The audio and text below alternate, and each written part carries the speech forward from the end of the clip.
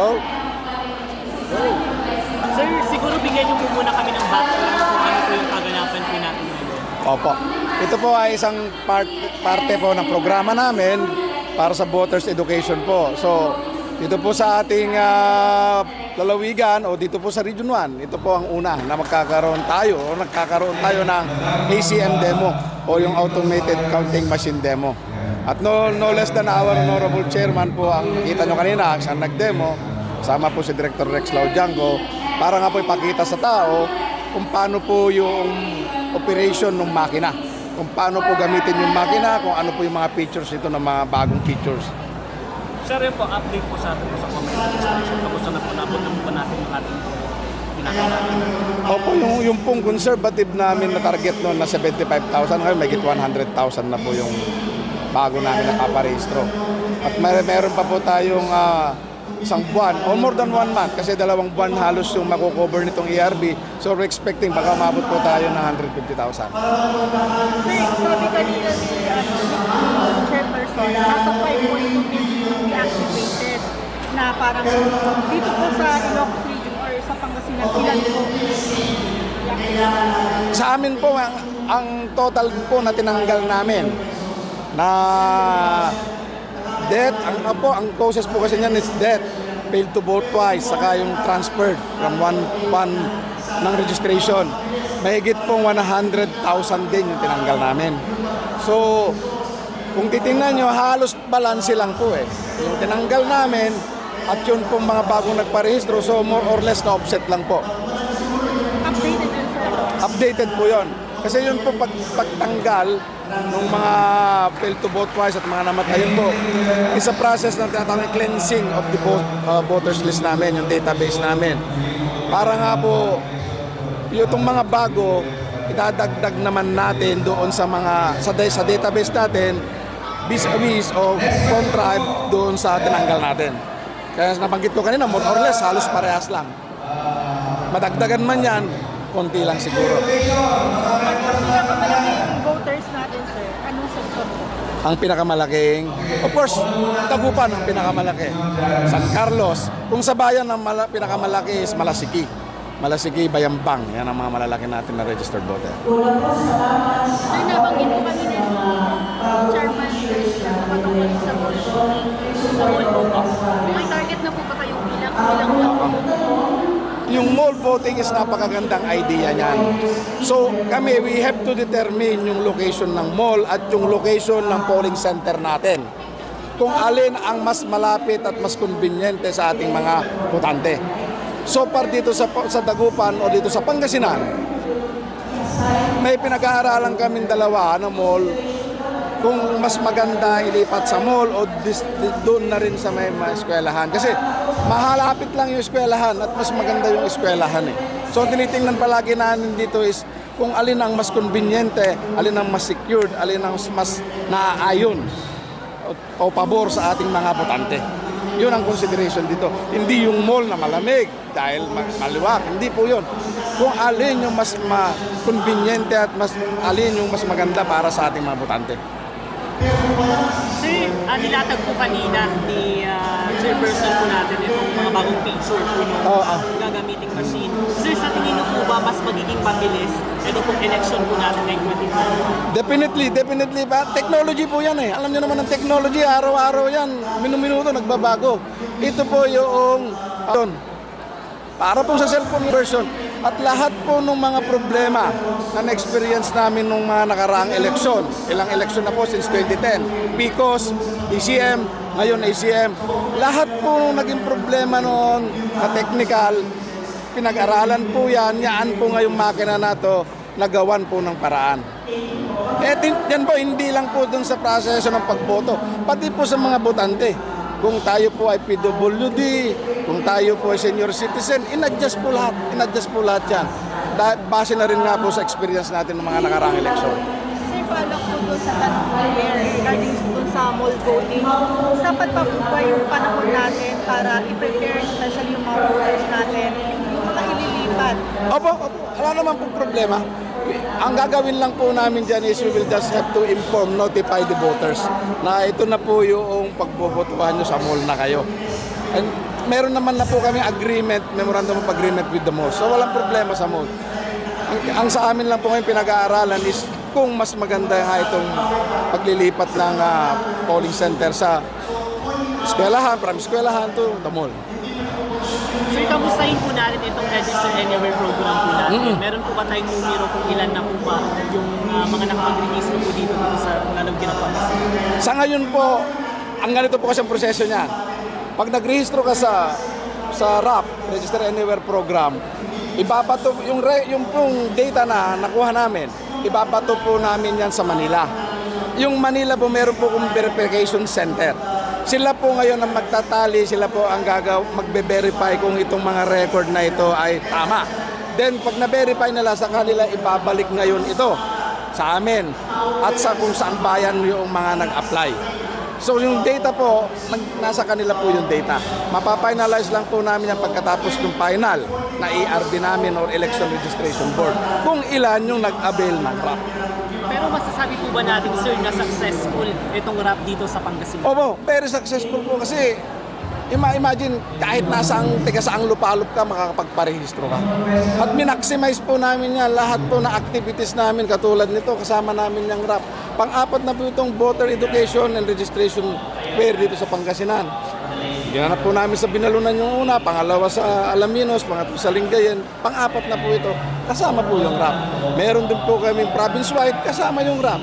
At meron din po kaming mga school registration, kasama yung RAP. So, very successful yung RAP. Sir, ano pang sistema natin para mabawasan itong double registration po natin? Yung double or multiple registration, karamihan dyan yung mga kababayan natin, akala nila magpaparehistro sila, kailangan magparehistro every election, which is not. Pero sinasabi nga po namin na meron kaming database, meron kaming biometric capturing, hindi ka po makakalusot. Paano kung makakalusot? Walang tao na parehas o magkaibang thumbprint mo, thumbmark mo. Kasi kahit magbago yung mukha mo, magbago yung signature mo, tulad po ng case na Alice Go, di ba? Mahuhuli at mahuhuli ka namin. So, yun po yung magiging problema namin ngayon. So, that's part of the info drive na kailangan paliwanag sa tao na hindi kailangan magparehistro every time na merong eleksyon. Sir, bakit po pala ginalap sa dagupan itong kauna-una na voters education? At si mismong chairperson po yung Opo, titingnan po namin yung mas marami dapat na audience na pwede namin pagkanapan. Dahil nga po, napaka-importante na meron yung makina. Ngayon lang po available yung makina. Isang makina po yan, umiikot sa buong Pilipinas yan. So, nag-schedule po kami, matagal po kami naghintay para po makuha natin yung makina dito sa Pangasinan at ma-maximize natin yung audience. At papasalamat naman po kami, tulong nyo na rin na ang daming umaten ngayon. At ito po, naka-FB Live din to. Sir, with more than 1 month na, kamusta po pag-asa ninyo para sa parating naman po na filing of candidate? Opo. Continuous po yan. No? Pagkatapos ng period of registration, filing of COC, October 1 to 8. So, from October 1 to 8, magkakaalaman na unlike before, binibigyan namin ng 1 month ang mga kandidato para magkaroon ng substitution. This time, last day is October 8. Kung sino yung nag-file, siya na yung kandidato. Kasi nga, para maiwasan natin na na-abuse yung substitution. Okay? Ang pwede lang masubstitute ay yung namatay at yung disqualified. Dalawa na lang. Sir, ilang ACM po ang ilalagay po natin sa lalawigan ng Pangasinan? Sa ngayon, ang ACM kasi yung number niya nakabase yan sa project of precinct namin.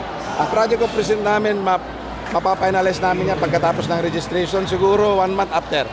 Dahil magkakaroon pa ng final election registration board hearing para ma-determine kung sino yung mga i-approve at dis-approve sa mga huling batch na nagparehistro. Saka pa lang kami gagawa ng presinto.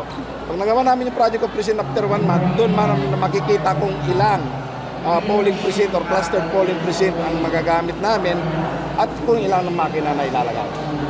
But before that, magkakaroon pa lang tayo ng demo. Magkakaroon kami ng barangay to barangay.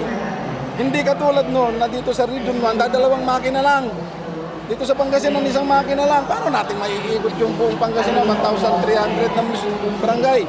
So ngayon, isang makina, isang bayan, at sisiguraduhin namin na mapupuntahan lahat ng barangay. Starting ito November 30 hanggang February para may pakita sa tao. Ganito yung ginawa dito. Ganon gagawin namin per barangay ang demo. Sir, meron pa po ba tayo mga inilatag na voter education dito po sa Pangasinan? Aside from sa Dagupan po na nangyayari? Meron pa po, marami pa. Continuous po yan. Sa kada munisipyo meron yan. While nagpaparehistro kami off-site, meron po kasama yan na info drive. Hindi lang po dito sa yung particular na topic na ito, pati during the IP month, IP week, PWD, andun po nag-info drive po kami yan, kasama po yung info drive. Palaging kambal po yan na ginagawa namin. Sir, pagkamat may higit isang buwan pa para doon sa registration, kayo po ba satisfied kayo sa nagiging turnout ngayon numbers ng mga registration? Ako po, very satisfied po dahil pinapakita po ngayon ng registration yung mga kabataan talaga ngayon. Ang dami ng kabataan na nag-registro. So, ibig sabihin, they are aware and they want to participate. Gusto nilang bumoto. Sabi ko nga kanina, super election yung susunod. National and local election, bagong makina, may BARM election pa tayo for the first time, yung BARM. Alam natin, newly created. Tapos may barangay and SK election. So, kung mga kabataan talaga yung tinatarget namin, alam naman natin kung gaano ka-busy itong mga kabataan ngayon. Ang dami-dami nilang ginagawa. That's why we are doing our best na kami lumapit sa kanila. Mga high school, barangay, lahat kung nasaan yung kabataan, napuntahan namin. Sir, gaano po kahalaga ang magiging papel ng youth dito po sa susunod na election po natin? Siyempre po, sinabi po ng ating pambansang bayani, sila ang pag-asa ng bayan, the youth. Okay? Ako palagi ko pong sinasabi, iba po yung idea ng mga millennials at ng Gen Z. Kung kasama po natin, isasama po natin yan dun sa traditional na sistema natin, malaki po, maganda po yung input. Maganda po yung idea nila, iba. That's why, i-encourage them, magparehistro muna bago ka makaboto. Sir, kamusta po ang voters registration sa may bayan ay sa may Maliko po? Sa Maliko po during, of course, hindi lang Maliko. Lahat po ng mga may IP tayo, pinuntahan namin yan. Meron po sa San Felipe, sa San Nicolas, meron sa Pianza. Yun, sa Pianza, ang makarating lang dun, weapon. Iba yung sa Maliko. Pinupuntahan po namin palagi yan. Kami pumupunta sa kanila, nagkiki-coordinate kami sa mga kapatid nating IP. Meron din po tayo sa Mapita. Meron din tayo sa Siwasiw dito sa Sual. Lahat po kung nasaan yung mga community natin, alam na namin kung nasaan sila. At continuous yung coordination namin sa kanila para makapagparehistro. Sir, meron po ba kayong ibababang orientation regarding po doon sa mga overseas na for the online election? Of course yan, ongoing yan. Ito, di ba kanina, diniscuss na rin nila. Marami kasing first time dito sa administrasyon ng aming mahal na chairman. Puro first time. Iisa ang purpose, padaliin ang proseso ng election at ilapit ang election sa ating mga botante. Nasa ang lupalop man sila. Imagine, pati yung mga seafarers natin nasa barko palagi, pwede silang bumoto gamit ng cellphone, gamit ang laptop, gamit ang iPad. Sir, anong mensahe ang paalala niyo sa mga politikong maagang nangangampanya?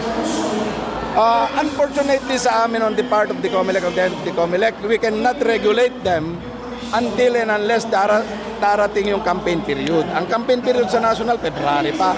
Ang campaign period sa local is March 27. So until then, we cannot.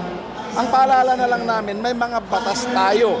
Hindi man patungkol sa election, tungkol sa ating kapaligiran, environmental law. Hindi ka pwedeng magpako o magtali ng mga campaign paraphernalia sa mga puno kung ikakasugat ng mga puno. Ganon din ang mga local ordinances. Hindi ka basta-basta pwedeng maglagay sa mga waiting shades. Kasi mayroong mga ordinances na bawal. So ating mga kababayan, ating mga kandidato, sana sundin nila yung mga batas. Although it's not election laws, may mga existing laws tayo na nababiolate.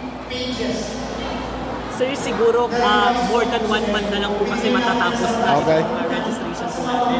Mensahe po natin sa ating mga kapwa Pangasinense rin pa po nakapag-register. Okay, good question. Yung RAP, mag-e-end na ito sa katapusan. Okay? Hanggang katapusan na lang itong buwan na ito yung RAP. Yung registration natin sa September 30. Now, we have 1 month. Maluwag pa po yung mga opisina namin.